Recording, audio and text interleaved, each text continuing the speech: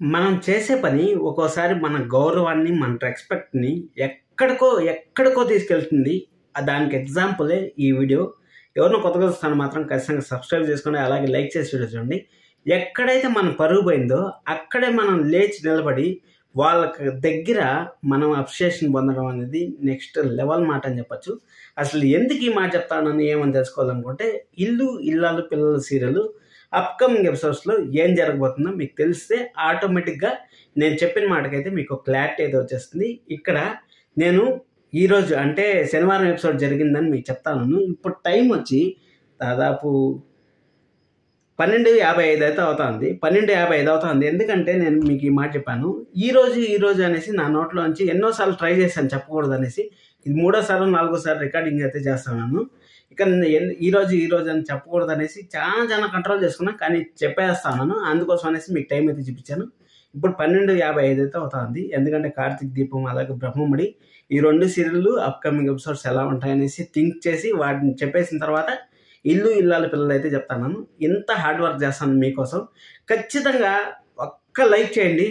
ఖచ్చితంగా మీరు అనుకున్న దానికన్నా మంచి కంటెంట్, మంచి స్టఫ్ అయితే మీకు ఇస్తాను. ఒక్క డూప్లికేట్ మాట కూడా ఉండదు. ఎగ్జాక్ట్గా ఎపిసోడ్లో ఏం జరుగుతుంది, అప్కమింగ్ ఎపిసోడ్స్లో ఏం జరుగుతాయి అనేది ప్రతి ఒక్క పాయింట్ పిన్ టు పిన్ అయితే మీకు ఎక్స్ప్లెయిన్ చేస్తాను. దానికోసమైనా మీరు సబ్స్క్రైబ్ చేసుకోవచ్చు.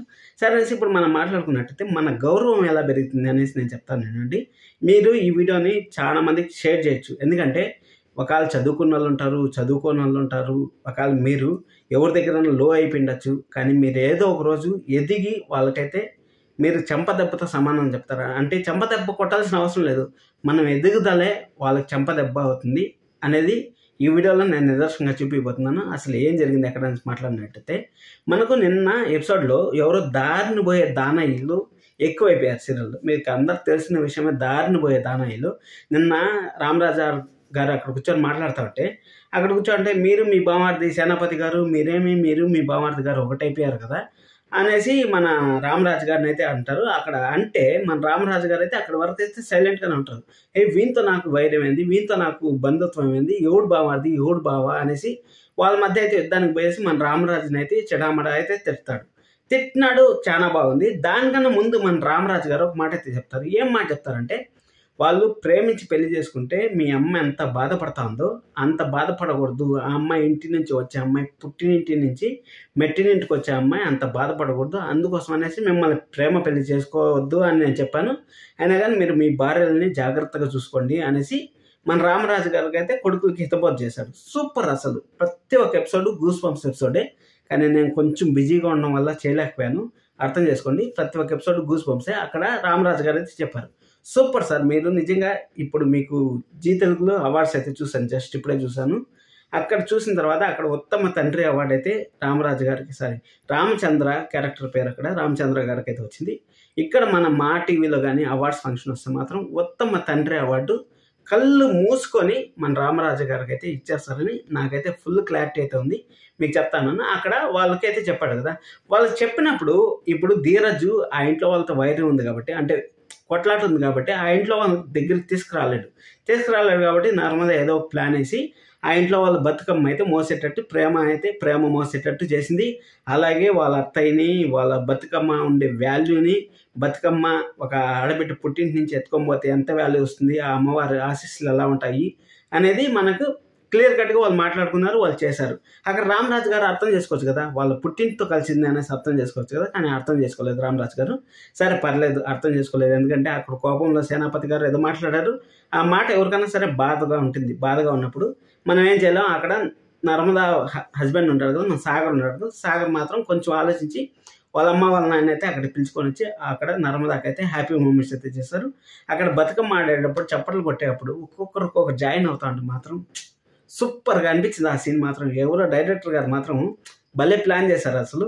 అసలు నెంబర్ 1 ప్లేస్కి వస్తుందా అనేసి నేనైతే వెయిట్ చేస్తాను. ఎందుకంటే ఈ వారము బతుకమ్మ ఎపిసోడ్లు మాత్రం చింపేశాయని చెప్పొచ్చు. సరే అనేసి అది అయిపోయిన తర్వాత మొత్తానికైతే మన రామరాజు గారికి ఎక్కడ లేని బాధ అయితే అయిపోయింది. అంటే గుళ్ళో కూడా నన్ను అవమానిస్తూ ఉంటారు, గుళ్ళో కూడా నేను ఏడ ప్రశాంతంగా ఉండలేకపోతాను, ఈ చిన్న కోడలు నడిపి కోడలు నన్ను అయితే ఎక్కడా పెట్టట్లేదు అనేసి అవమానిస్తూ ఉంటారని మన వేదవతి గారికి అయితే చెప్తా ఉంటారు కదా. శుక్రవారం ఎపిసోడ్లో మన వేదవతి గారికి చెప్పారు. అలాగే శనివారం ఎపిసోడ్లో కూడా కంటిన్యూ అయితే అయింది మనకి.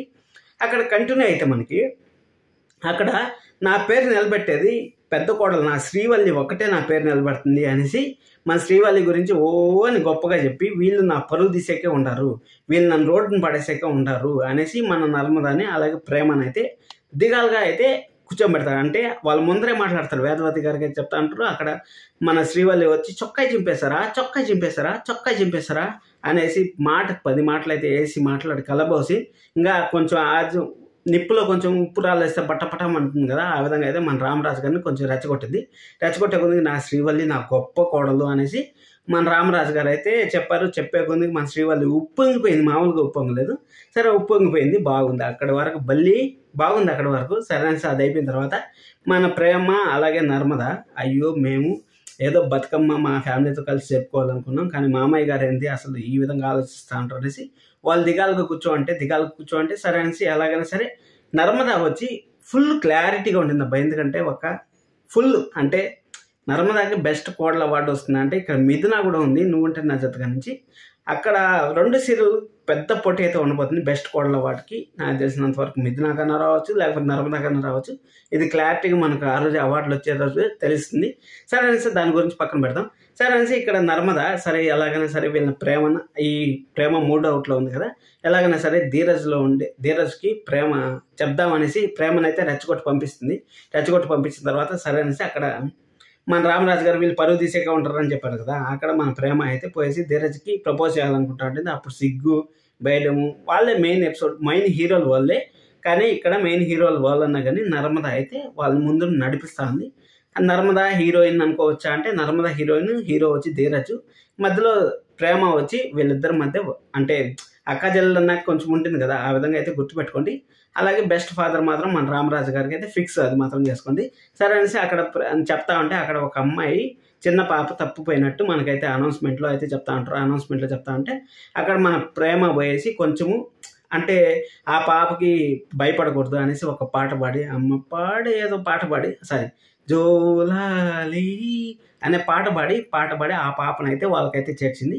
ఆ పాపను చేర్చిన తర్వాత ఇంకొక విషయం మర్చిపోయాను ఇక్కడ చెప్పడం. అక్కడ మన బల్లి వాళ్ళ అమ్మగారు ఉన్నారు కదా, బల్లి వాళ్ళ అమ్మ నాయన బజ్జీలు వేసుకుంటారు.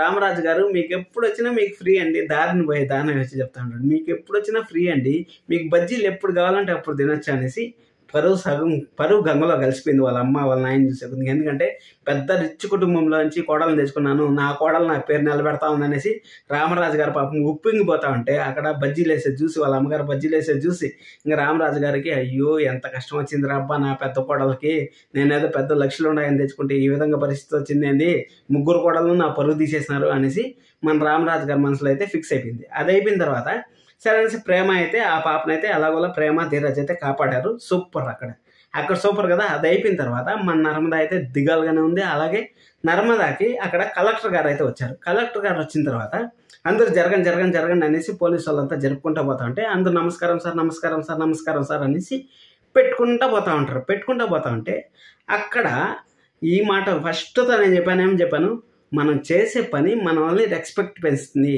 అంటే మనం చేసి ఎలాంటి పని చేస్తున్నాము, మనం ఏం పని చేస్తున్నాము అనేది మనకు రెస్పెక్ట్ జరుగుతుంది. ఆ విధంగా రాజకీయ నాయకులు వచ్చినప్పుడు జరగండి అనేసి ఇప్పుడు ఎవరైనా ఒక సెలబ్రిటీ ఉన్నారనుకోండి, అక్కడ ఖచ్చితంగా వాళ్ళు పలకరిస్తారు. ఆ సెలబ్రిటీనే మన నర్మద. అంటే మనం చేసే పని ఎంత పవర్ఫుల్గా ఉంటే మనకు రెస్పెక్ట్ కూడా అంత పవర్ఫుల్గా వస్తుంది. ఖచ్చితంగా మీ అందరి జీవితాల్లో మంచి రోజులు రావాలనేసి నేనైతే గట్టిగా కోరుకుంటున్నాను. ఖచ్చితంగా మంచి రోజులు వస్తాయి.